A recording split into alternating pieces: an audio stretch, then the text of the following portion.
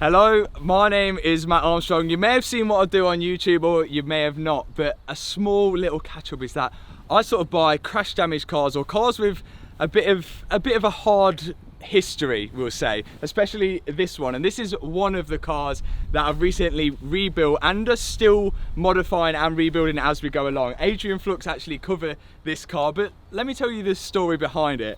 So this is a BMW M140i, obviously probably one of the last rear wheel drive hatchbacks. There's not too many which are actually coming out now.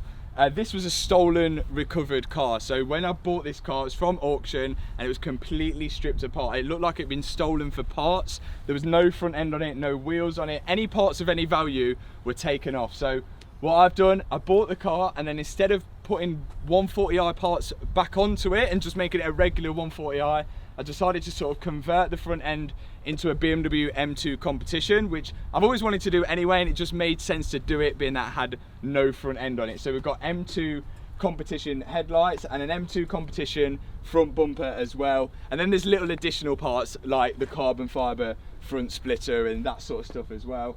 Moving on to the rear, this is the sort of hardest part about the sort of conversion for me. So with it being a 5-door, the M2 actually has wider arches on the front. So I've converted the front end, which now has wider arches, but the rear has the same arches as the 140i. So I actually did buy a wider arch kit for it, and it was really difficult and a pain to fit because of the 5-door sort of situation we got in there. Someone has converted it a 3-door before, but I had the more difficulty because it's a 5-door. So instead, moving to the rear, it is absolutely filthy.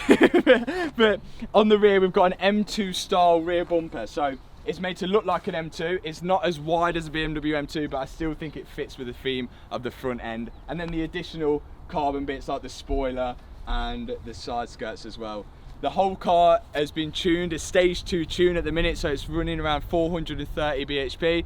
But as I mentioned before, I'm still in the process and I'm going to be putting a hybrid turbo on it to push it over 550 bhp, which again will be insane. It's one of my favourite cars of the group. But yeah, that's pretty much wrapped up on my BMW 140i.